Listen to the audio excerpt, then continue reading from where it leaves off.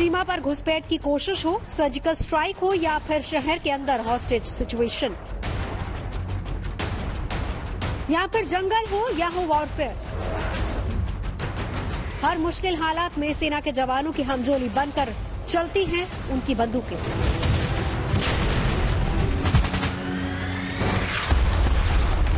ये ultimate bond है एक सैनिक का मशीन के साथ, जो रणभूमि में साथ साथ कदम ताल करते हैं।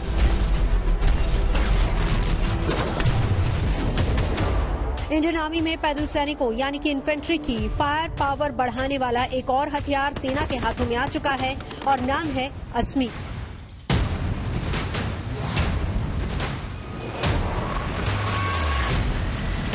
ये भारत की पहली स्वदेशी मशीन पिस्टल है जिसे डीआरडीओ ने तैयार किया है।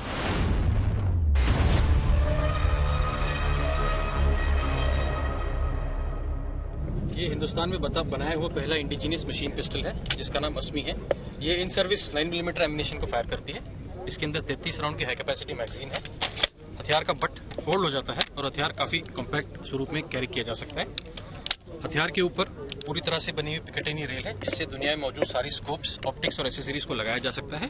हथियार के आगे एक फोरहैंड ग्रिप दिया गया है जिससे फायर को अच्छी तरह से काबू किया जा सकता है। हथियार का अपर रिसीवर एल्यूमिनियम का बना है और लोअर रिसीवर कार्बन फाइबर का है। हथियार का कुल वजन 2.1 kg है और इसकी कारगर रेंज 100 मीटर है और इसमें 8 इंच की बैरल लगी हुई है।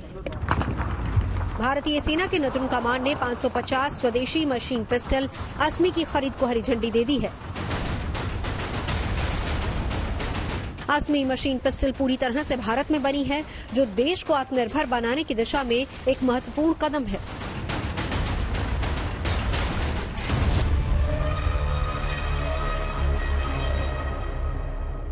अस्मी को बनाने का काम डीआरडीओ और सेना के कर्नल प्रसाद बंसोड ने मिलकर किया, लेकिन अब इसे हैदराबाद की कंपनी लोकेश मशीन्स में तैयार किया जा रहा है और ये पूरी तरह से स्वदेशी। अस्मी मशीन पिस्तौल एक मजबूत, छोटा और भरोसेमंद हथियार है। इसे खास तौर पर करीबी लड़ाई और विशेष अभियानों के लिए डिजाइन किया गया है।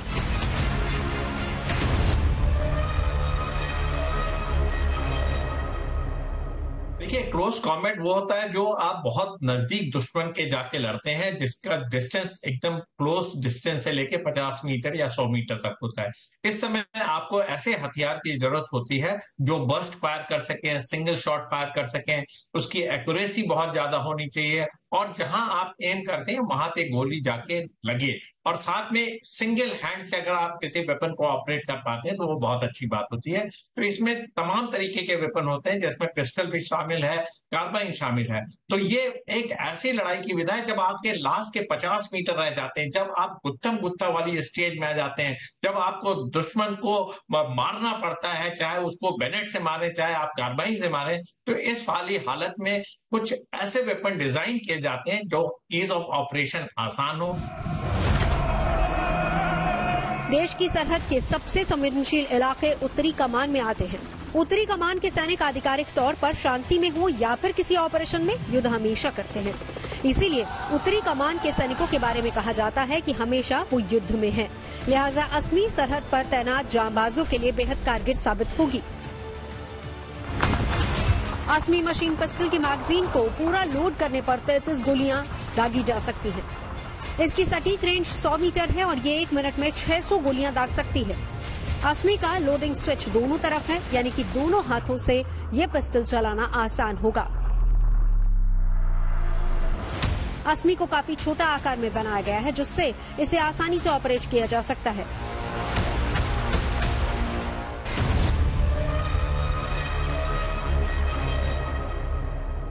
अस्मी को बनाने में एल्यूमिनियम और कार्बन फाइबर का इस्तेमाल किया गया है, वो इसलिए ताकि ये हल्की हो सके, यानी कि वजन में हल्की, क्योंकि इसे कहीं भी किसी भी तरीके से इस्तेमाल किया जा सके।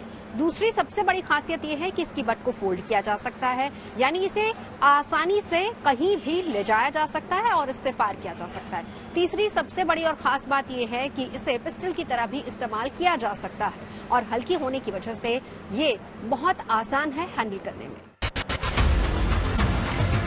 आतंकरोधी मिशन के लिए ऐसे छोटे पिस्टल की जरूरत होती है जिसे लेकर आसानी से मूवमेंट की जा सके। लिहाजा अस्मी को आकार में छोटा रखने के साथ साथ इसे वजन में भी हल्का रखा गया है। असमी मशीन पिस्टल का वजन 1 किलो 800 ग्राम है। इसकी लंबाई 14 इंच है, जो बट खोलने पर बढ़कर 24 इंच हो जाती है।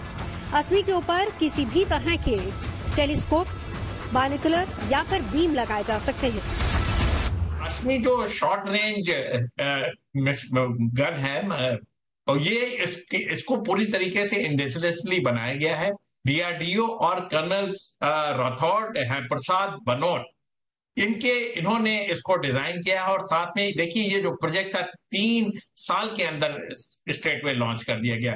इसके सबसे बड़ी खूबी है कि ये देखिए कार्बाइन और पिस्टल के बीच की चीज है, और इसका रेंज 100 मीटर्स है। बस फायर कैपेबिलिटी करता है, बस फायर करने में काबिल है, और साथ में सिंगल शॉट भी फायर करता है। तो ये एक हाथ से भी ऑपरेट किया जा सकता है। तो इसका महत्व जो है वो क्लोज क्वार्टर बैटल में है, जब आप दुश्मन के नजदीक पहुंच जाते हैं और आपको बहुत एक्यूरेट कारगर फायर दुश्मन के ऊपर करना पड़ता है, जिससे कि आप उसको मौत के घाट सुला सकें। तो इस तरीके का वेपन जो असमी है वो डेवलप किया गया। इसको नॉर्दर्न कमांड में इंडक्ट भी किया जा चुका है।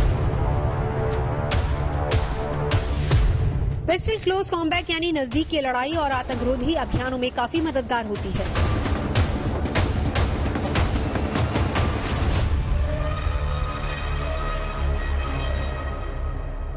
इसे 2022 में इंडियन नेवी और सीएपीएफ यानी कि सेंट्रल आर्म पुलिस फोर्स ने भी ट्रायल किया था, जिसमें पूरी तरह से सफल रही थी।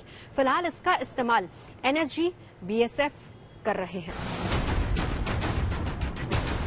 भारतीय सेना की नॉर्दर्न कमांड ने असमी की डिमांड की है। नॉर्दर्न कमांड का जिम्मा जम्मू कश्मीर और लद्दाख से लगती लाइन ऑफ कंट्रोल और लाइन ऑफ एक्चुअल कंट्रोल दोनों में है। साथ ही साथ नॉर्दर्न कमांड जम्मू कश्मीर में आतंकी विरोधी कार्रवाई में भी अहम रोल निभाती है। लिहाजा असमी मशीन पिस्टल सेना के जवानों की ताकत बढ़ाने में काफी कारगर साबित होगी।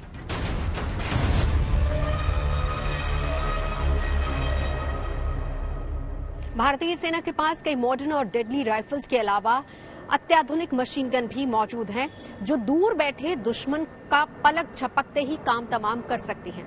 इसके अलावा भारत अपने स्तर पर स्वदेशी कई राइफल्स और मशीन गन को तैयार कर रहा है, ताकि आने वाले समय में युद्ध के मैदान में भारत फतेह हासिल कर सके। तो आज रण क्षेत्र में हम आपको इसकी पूरी डिटेल्स देंगे।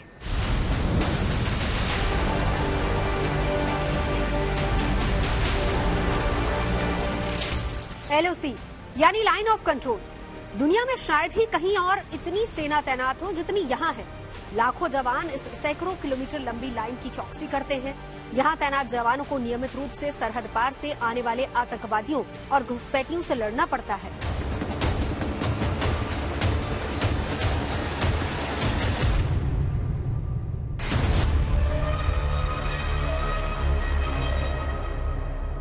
देखिए, राइफल और सेना के जवान का चोली दामन का साथ है, वो हमेशा साथ रहते हैं। सबसे बड़ी बात है कि ये आपको एक तरीके की सुरक्षा प्रदान करता है। जब सोल्जर, चाहे वो कॉम्बेटेंट हो चाहे नॉन कॉम्बेटेंट हो, उसका राइफल उसका पर्सनल वेपन होता है। उसको पता है कि गोली कहाँ पे लगेगी। अगर आप एम लेके फायर करेंगे तो गोली टारगेट से 1 इंच ऊपर या 2 इंच नीचे या कहाँ लगेगी, उसको पूरी जानकारी होती है, और ये उसका पर्सनल वेपन होता है। तो लिहाजा उसको वो पूरी तरीके से मेंटेन कर रखता है। उसके जो रुकावटें उसको दूर करने का उसको पता होता है। और साथ में ये देखिए, डिफरेंट ऑपरेशन, डिफरेंट टेरेन में हमेशा उसके साथ होता है। आप सारी चीजें छोड़ सकते हैं सोल्जर, लेकिन वो अपना पर्सनल वेपन जो आपका राइफल है उसको वो नहीं छोड़ेगा। चुनौती सिर्फ आतंकवादियों की ही नहीं, उनके सरपरस्तों की भी है। और आतंकियों के सरपरस्त कोई और नहीं बल्कि पाकिस्तान की सेना है, जो बंकरों में घात लगाए बैठी रहती है। जब जब आतंकियों की घुसपैठ करानी होती है तो ध्यान भटकाने के लिए कवर फायरिंग भी शुरू हो जाती है।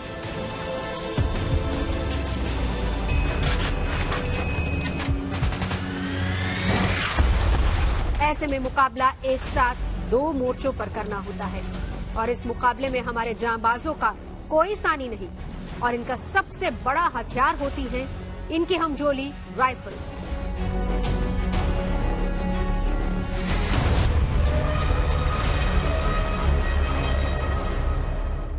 कि जब तक खुदा के बंदे की टीम यहाँ पे लाइन ऑफ कंट्रोल पे डिप्लॉयड है, नोबडी नीड्स टू वरी, और कोई भी infiltrator line of control cross करके भारत की सरजमी पे नहीं आ पाएगा। ऐसे सारे इन्फिल्ट्रेशन अटेम्प्ट्स को नकार करने के लिए या डिफीट करने के लिए हमारे पास जो यहाँ लाइन ऑफ कंट्रोल में इंडियन आर्मी के पास बहुत ही अच्छा लाइन ऑफ कंट्रोल का काउंटर इन्फिल्ट्रेशन ग्रिड है।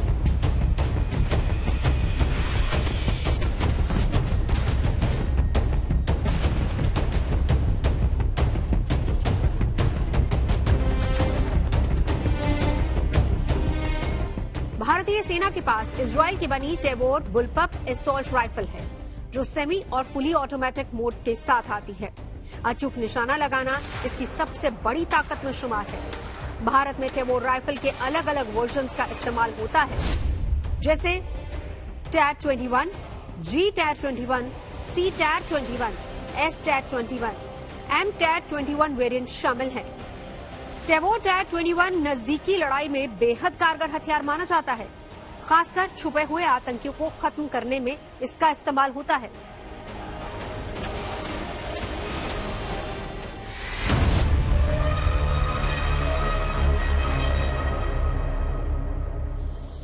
टेवोर टार राइफल जो है अपने आप में इंडियन फोर्सेस के हाथ में जब आती है तो ये एक फिनोमिनल डेवलपमेंट होगी, क्योंकि ये हम 7.62 mm की जो पहले वाली हमारी राइफल थी, उसके बाद 5.56 की इंसांस इंडियन मेड थी, और अब अगर टेवोर हम अपने जवानों को देते हैं तो इसके 2-3 बहुत बड़े फायदे हैं। एक है इसकी चैम्बर राउंड कैपेसिटी, जो मैगजीन कैपेसिटी है वो 20 से 30 राउंड हो जाती है। साथ ही साथ रेंज भी जो है वो 400 से 500 मीटर हो जाता है, जो अपने आप में एक फिनोमिनल रेंज है। साइक्लिक रेट ऑफ फायर जो है, रेट ऑफ फायर अपने आप में is too good a rate of fire, I must say that. इसके अलावा जब ये हथियार because of its size, because of its weight, इन सब चीजों में वो एडवांटेज मिलती है कि मेरा सैनिक और मैं इस हथियार को ऑपरेट कर पाएंगे आसानी से। स्पेशल फोर्सेस जब किसी मिशन पर निकलती हैं तो वो एक मशीन की तरह काम करती हैं। किसी ऑपरेशन के दौरान रेडियो का इस्तेमाल नहीं किया जाता, बल्कि हाथ के इशारे से संकेत दिए जाते हैं।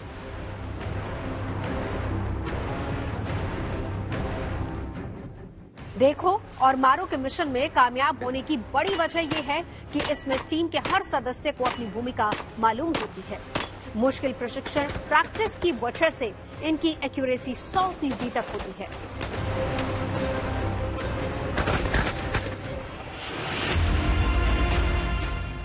आतंकियों के खिलाफ नजदीकी लड़ाई में टेवोर के ज्यादा कारगर होने की वजह यह है कि ये इंसास राइफल के मुकाबले बेहद हल्की और छोटी है, जिससे ये ज्यादा स्टेबल और भरोसेमंद मानी जाती है। TAR-21 में 457 mm बैरल दिया गया है। G-TAR-21 में T-40 under barrel grenade launcher attach रहता है।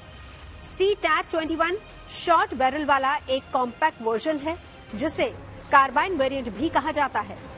S-TAR-21 में डिटैचेबल, बायपॉट और मैच ग्रेड बैरल का फीचर मिलता है।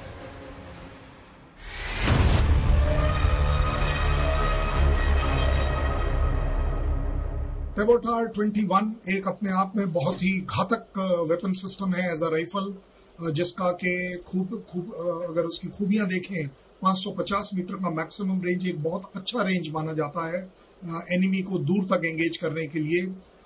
इसमें जो राउंड्स जो हैं वो 30 राउंड की मैगजीन है। इसकी जो मजल वेलोसिटी है, जिस स्पीड से वो ट्रेवल करता है बुलेट, 910 मीटर्स पर सेकेंड, अपने आप एक बहुत बड़ी बात है। और जो सस्टेन रेट ऑफ फायर है जो राउंड्स का, वो जो है वो rate of fire that is 750 to 950 rounds. Oh my God, overall अगर आप देखें तो एज अ राइफल ये एक अजूबा है। हमारे दोनों पड़ोसी देशों की ज्यादातर सरहदें पहाड़ों पर हैं, लिहाजा सेना को ज्यादा अलर्ट रहना होता है।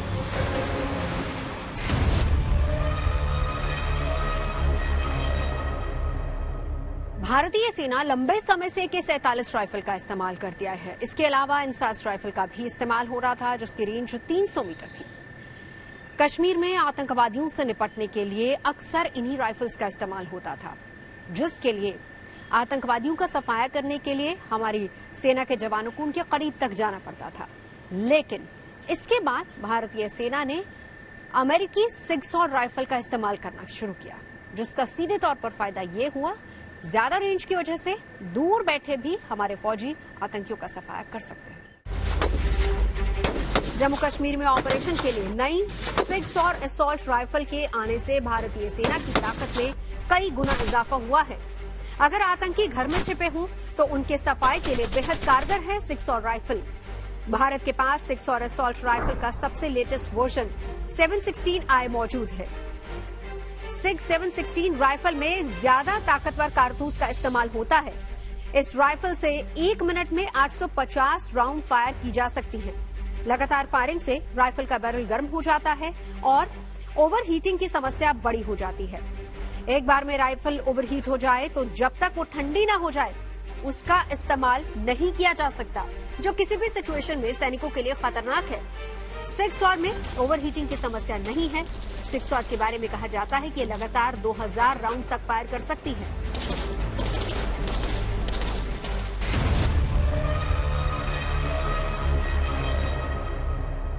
कि जब कोई भी चीज है, वेपन जो बनता है, एक मेटलर्जी है, एक लोहा है, जब वो गर्म हो जाता है तो उसकी रिलायबिलिटी पे असर पड़ता है। आपको पता है कि आपकी राइफल कहाँ फायर करेगी। अगर वो ओवरहीट हो जाती है तो उसके रेंज में फर्क पड़ता है, उसकी एक्यूरेसी में फर्क पड़ता है।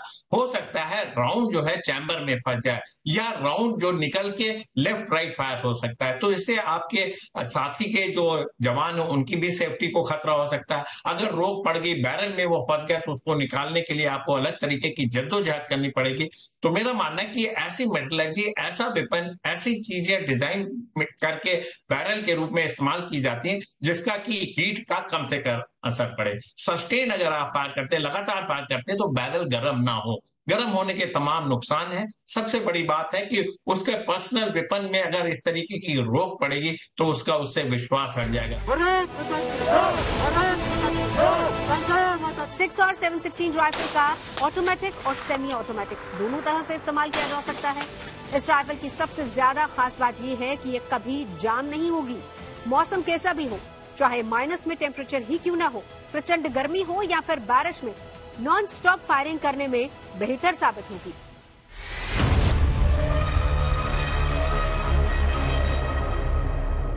भारतीय सेना में 6 और राइफल सबसे पहले जम्मू कश्मीर में उधमपुर में उत्तरी कमान को दी गई। वहां पर काउंटर टेररिज्म से निपटने के लिए इसका इस्तेमाल होने लगा। दरअसल साल 2019 में भारत ने अमेरिका के साथ 72,400 6 और राइफल्स का कॉन्ट्रैक्ट किया था। फास्ट ट्रैक प्रक्रिया के तहत 6 और राइफल्स आई और इनमें से थल सेना को 66,400, वायुसेना को 4,000 और नौसेना को 2,000 राइफलें मिली। 6 और 716 की कार्बन स्टील बैरल 16 इंच की है और इसका टारगेट रेंज 500 मीटर है।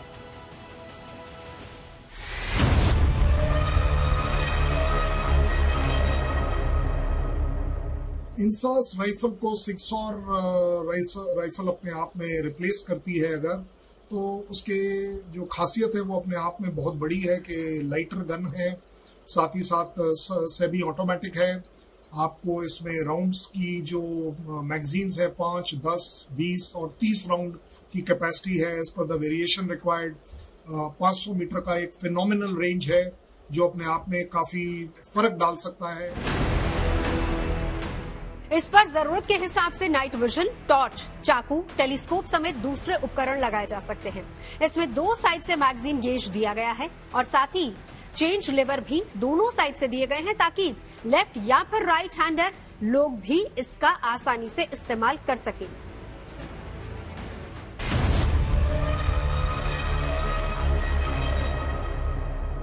करीब 3 किलो 800 ग्राम वजनी semi automatic rifle short stroke piston पर आधारित है। इसी के साथ साथ ये हल्की भी है और चलाने में बहुत झटका नहीं लगता और सबसे बड़ी बात यह है कि इसका निशाना एकदम सटीक होता है।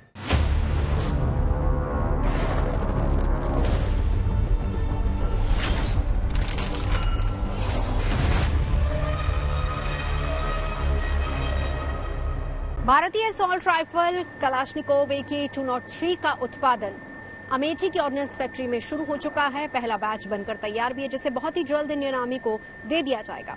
सबसे बड़ी खास बात यह है कि भारत और रूस की साझा कंपनी इंडो रेशियन प्राइवेट लिमिटेड इसे मिलकर तैयार कर रहे हैं। 7.62 कैलिबर का AK-203 राइफल वजन में काफी हल्का है और इसका वजन अमेरिकी 600 के बराबर यानी कि 3 किलो 800 ग्राम है, जिससे सैनिकों को इसे ऑपरेट करने में काफी सहूलियत होती है। AK-203 राइफल की ताकत की बात करें तो ये 1 मिनट में 700 राउंड फायर कर सकती है और इसके पास 500 से 800 मीटर तक अचूक निशाना लगाने की ताकत है। इसके साथ ही मैगजीन में 30 राउंड गोलियां होती हैं।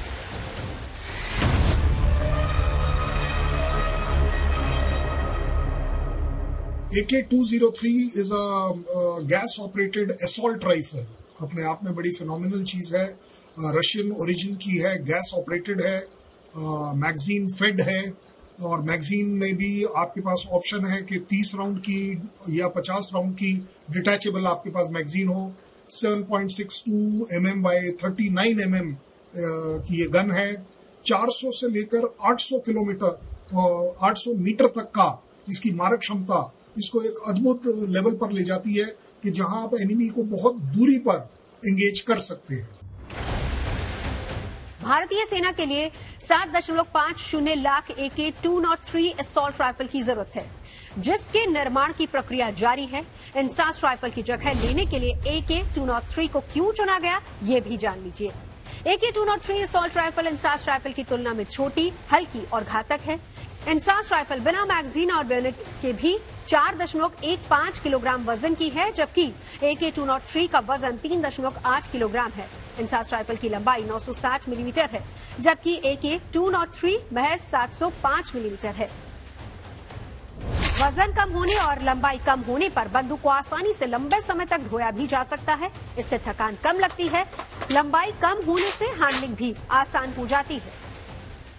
AK-203 असॉल्ट राइफल में 7.62/39 mm की बुलेट्स लगी होती हैं, जो इसे ज्यादा घातक बनाती हैं, जबकि इंसास में 5.56/45 mm की बुलेट्स लगती हैं। इंसास की रेंज 400 मीटर है, जबकि AK-203 असॉल्ट राइफल की रेंज 800 मीटर है, यानी काफी दूर से दुश्मन को मार गिराया जा सकता है, जिससे दुश्मन के नजदीक जाकर जान जोखिम में डालने का खतरा नहीं उठाना पड़ता।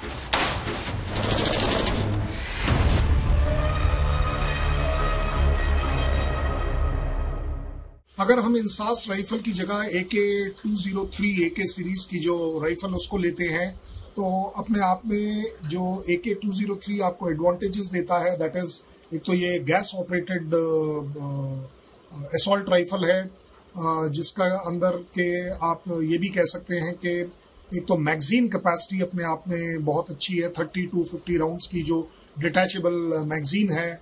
7.62 mm है, जो कि एक बहुत ही बड़ा एक तरीके से बहुत ही घातक सिद्ध हो सकती है एज कम्पेयर टू 5.56। साथ ही साथ नई टेक्नोलॉजी है, नई इसकी साइट सिस्टम्स हैं, जो कि इसके रेंज को 400 as per depending on the site कि आप 400 से 800 मीटर के ऊपर भी दुश्मन को मार गिरा सकते हैं।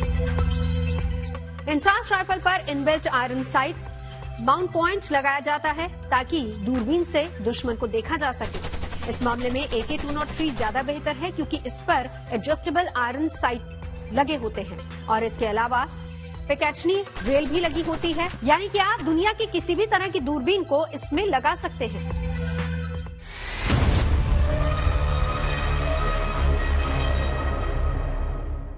एक अच्छी, इफेक्टिव और सस्टेन्ड राइफल सिस्टम को हम जभी राइफल सिस्टम मान सकते हैं जबकि उसके साथ जो उसकी साइटिंग दूरबीन है वो अपने आप में कारगर हो। क्योंकि जब राइफल का बेसिक कंसेप्ट है कि जो चीज आपको दिखेगी उसी को आप डिस्ट्रॉय कर पाएंगे, और जिस चीज को आप जितनी एक्यूरेसी से देखकर मॉनिटर कर सकते हैं वहीं पर आपकी राइफल उतनी ज्यादा कारगर होगी, इफेक्टिवली उस टारगेट को एंगेज कर पाएगी। तो दूरबीन अपने आप में एक बहुत ही बड़ी कामयाबी होती है राइफल सिस्टम के काम करने के लिए, उसकी मारक क्षमता को इफेक्टिवली एग्जीक्यूट करने के लिए, क्योंकि साइटिंग सिस्टम के हिसाब से आप अपना रेंज भी सेलेक्ट कर सकते हैं 400 से 800 मीटर, और इवन आप कहें तो जो हमारी ड्रैगनोव टाइप की जो स्नाइपर किलर राइफल होती हैं उसमें भी दूरबीन का काम, जो ऑप्टिकल सिस्टम्स का काम है, वो सबसे सुप्रीम है। 9वीं शताब्दी में जब चीन में पहली बार बारूद का आविष्कार हुआ तो इसने पूरी दुनिया का ध्यान अपनी ओर खींचा, क्योंकि ये एक बड़ी उपलब्धि थी। हालांकि जब 1288 के आसपास दुनिया की पहली बंदूक बनी तो उसके बाद ने सभी को हैरान कर दिया। वो दिन था और आज का दिन है। बंदूकों में एक से बढ़कर एक सुधार हुए और ये दुनिया के कुछ सबसे छोटे और हिंसक हथियारों में शामिल हो गए।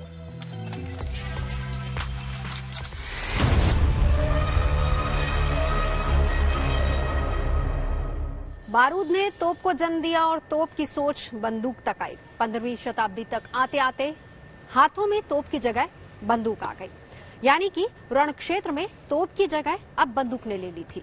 लेकिन इसके बाद इसके कई एडवांस वर्जन भी हमें देखने को मिले, जिसके बाद आज की तारीख में अगर बात की जाए ये सोच पिस्टल और राइफल तक पहुंच चुकी है। कहा जाता है कि हेइलोंग जियांग हैंड कैन दुनिया की सबसे पुरानी गन है, लेकिन आपको जानकर हैरानी होगी कि ये वास्तव में कोई बंदूक नहीं बल्कि ये पहली फायर आर्म है और इसी ने आधुनिक बंदूकों की नींव रखी। हैंड कैनन, जिसे पहली बंदूक भी कहा गया, 1970 में चीन के बल्लाचेंगजी गांव में खुदाई के दौरान मिली थी। वैज्ञानिकों के मुताबिक ये 1287-88 के बीच लड़े गए किसी युद्ध में इस्तेमाल की गई थी। चीन से निकली गन की तकनीक जब यहां से निकलकर दुनिया के दूसरे हिस्सों में पहुंची तो इसके अलग अलग फायरिंग मैकेनिज्म बनाए गए। वी-लॉक पिस्टल पहली बार 1500 के दशक में बनाई गई थी। वी-लॉक बंदूकें पहली सेल्फ इग्निटिंग फायर आर्म्स बंदूकें थी, जिसका मतलब ये है कि उन्हें एक हाथ से बड़ी आसानी से कुशलतापूर्वक चलाया जा सकता था। किंग चार्ल्स पंचम के लिए जब वी-लॉक गन बनाई गई तो इसे डबल बैरल वी-लॉक पिस्टल की सबसे शुरुआती डिजाइन कहा गया। ये पिस्टल लगभग 1540 से 1545 के बीच में बनाई गई थी। इसे जर्मनी के पीटर पैक ने बनाया था। गैटलिंग बंदूक ने आज के आधुनिक मशीन गन की नींव रखी थी। गैटलिंग बंदूक को साल 1861 में रिचर्ड गैटलिंग ने डिजाइन किया था। खतरनाक गैटलिंग गन का इस्तेमाल पहली बार अमेरिकी गृह युद्ध के दौरान किया गया था। इसके बाद अमेरिका ने कई लड़ाइयों में गैटलिंग बंदूक का इस्तेमाल किया। आज के आधुनिक दौर में कई ऑटोमेटिक रोटरी मशीन गन्स हैं और इसी गैटलिंग गन के प्रारंभिक डिजाइन से ही प्रभावित है। ज्यादातर लोगों के मन में ये सवाल उठता है कि आखिर 2 से 3 इंच की गोली के साथ ऐसा क्या होता है कि पलक झपकते ही बेहद तेज रफ्तार से आगे बढ़ती है और अपने रास्ते में आने वाली मजबूत चीजों को भी भेद देती है। क्लोज रेंज और एक्यूरेसी से चलाई गई गोली कभी फेल नहीं होती। बंदूक से निकलने वाली गोली को कार्ट्रिज कहा जाता है। कार्ट्रिज के सबसे पिछले हिस्से को प्राइमर कंपाउंड कहा जाता है, जो फायरिंग के वक्त बारूद में विस्फोट करता है। ये विस्फोट बहुत तेजी से होता है, जो बुलेट पर इतनी तेज दबाव डालता है जिससे बुलेट बैरल से निकलकर अपने निशाने पर सीधा चला जाता है।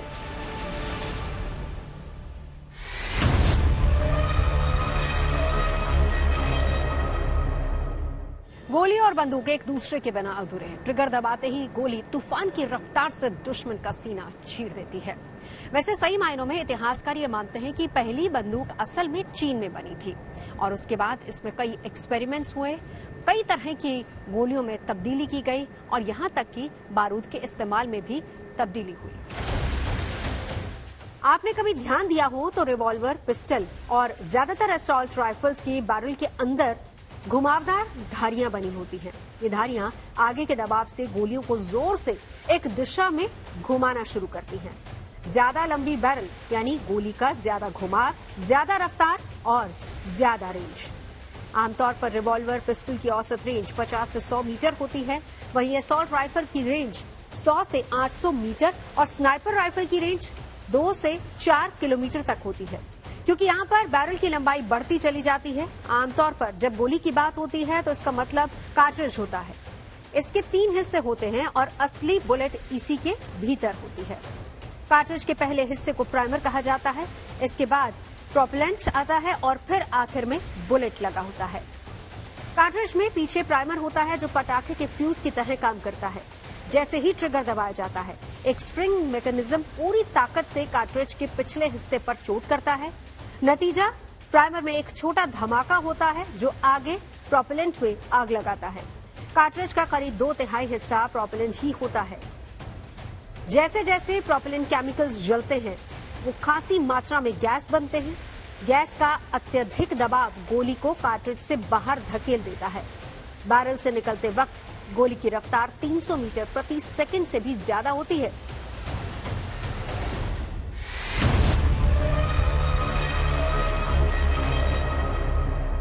फायरिंग के बाद बंदूक से केवल गोली निकलती है और कार्ट्रिज वहीं रह जाता है।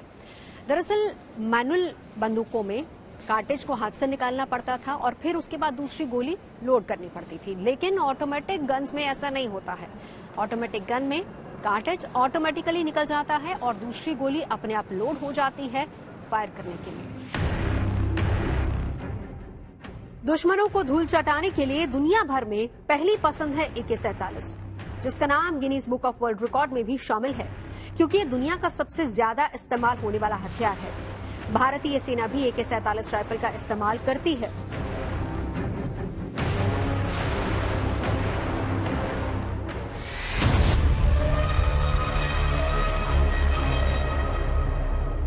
भारत में AK-47 को इस्तेमाल करने के कुछ नियम हैं। पहली बात, इसे केवल आर्मी या फिर स्पेशल पुलिस फोर्सेस ही इस्तेमाल कर सकती है। कोई भी आम नागरिक इसका इस्तेमाल नहीं कर सकता और ना ही इसे अपने पास रख सकता है। और अगर कहीं कोई आम नागरिक इसे अपने पास रखता भी है तो भारतीय दंड संहिता के तहत ये कानूनन अपराध माना जाता है और इसके खिलाफ कार्रवाई भी हो सकती है। AK-47 का पूरा नाम है ऑटोमेटिक काल्शनोव 47, जो 1947 में बनी थी। इसका आविष्कार मिखाइल काशनिकोव ने किया था। भारतीय सेना AK-47 का AKM वर्जन इस्तेमाल करती है। AK-47 राइफल 300 मीटर की दूरी तक अचूक निशाना लगा सकती है। इसके बैरल से गोली छूटने की रफ्तार 710 मीटर प्रति सेकंड होती है। AK-47 से 1 सेकंड में 6 गोलियां निकलती हैं, यानी 1 मिनट में लगभग 600 राउंड फायर। AK-47 इतनी ताकतवर है कि कुछ दीवारों यहां तक कि कार के मेटल डोर को भी भेद कर उसके पीछे बैठे इंसान को मार गिराती है। AK-47 भार में काफी हल्की है, इसे चलाना बेहद आसान है। इसमें न जंग लगता है और न ही ये जाम होती है। इसके अलावा इसका डिजाइन इतना सिंपल है कि सस्ते दामों में से बनाया जा सकता है।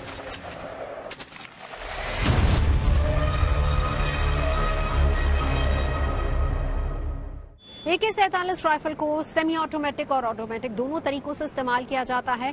ऑटोमेटिक तरीके में एक बार ट्रिगर दबाने से गोलियां चलती रहती हैं, जबकि सेमी ऑटोमेटिक तरीके से एक बार ट्रिगर दबाने के बाद केवल एक ही गोली चलती है, यानी अपनी जरूरत के हिसाब से आप इसको ढाल सकते हैं।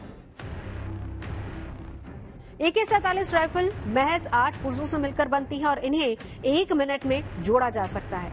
कहा जाता है कि ये दुनिया की इकलौती ऐसी राइफल है जिसे बच्चे तक भी आसानी से चला सकते हैं। फुली लोडेड होने के बाद भी AK-47 का वजन सिर्फ 4 किलो है। मॉडर्न AK-47 राइफल में एक ग्रेनेड लॉन्चर को भी जोड़ा जा सकता है। इस गन की लाइफ 6000 से 15000 राउंड फायर तक होती है। दुनिया में सबसे ज्यादा इस्तेमाल होने वाले हथियार के रूप में AK-47 का नाम Guinness book of world record में दर्ज है। एक अनुमान के मुताबिक आज के समय में दुनिया में करीब 10 करोड़ AK-47 राइफल्स हैं।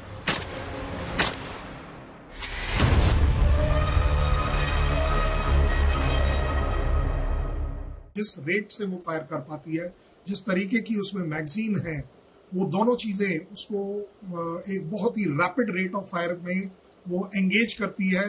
और जो उसका बर्स्ट फायर कैपेबिलिटी है, ये इन 3 वजह से पूरी दुनिया में एक तरह से छा गई, क्योंकि जो रेट ऑफ फायर है और जिस तरीके का बर्स्ट वो निकालती है, वो दुश्मन के सामने आने की जो इच्छा है उसको किल करती है, उसको खौफ में लाती है।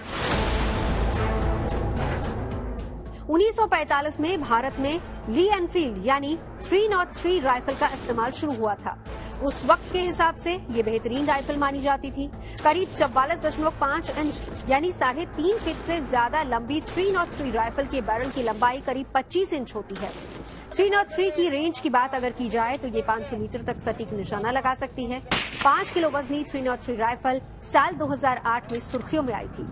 उसी साल मुंबई पर आतंकी हमला हुआ था। तब महाराष्ट्र पुलिस के जवानों को इसी 303 राइफल से आतंकियों का मुकाबला करते देखा गया था।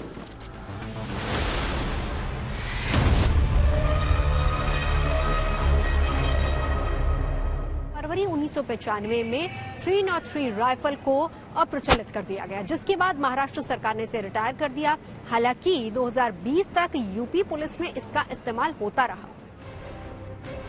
आज तादाद और ताकत में भारतीय सेना को विश्व की सबसे श्रेष्ठतम सेनाओं में गिना जाता है, जिसके शौर्य के चर्चे दुनिया भर में हैं।